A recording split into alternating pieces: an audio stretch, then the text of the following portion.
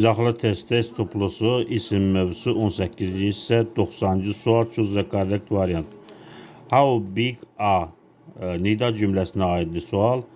Əgər burada a varsa, demək isim cəmdə olmalıdır. A bəndində the wave dalğa təkdədir, D bəndində the duck ördək təkdədir, C bəndində the success uğur mənasında təkdədir. Demək A, D, C olmaz.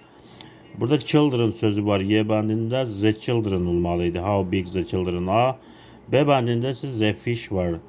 Fish burada təki və cəmi, fish sözünün təki və cəmi eynidir.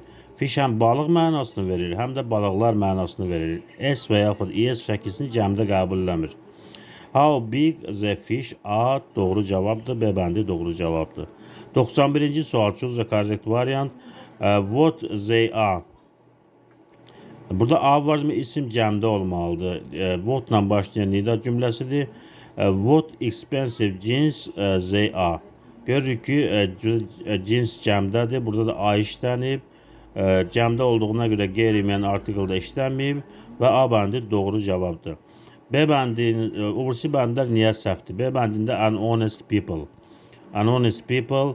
People sözü cəmdədir, insanlar. Onun qarşısında qeyri-müəyyən article işlənə bilməz. B bəndi ona görə səhvdir. C bəndi unhappy marriage. Marriage sözündə burada A var. Marriage təkdədir.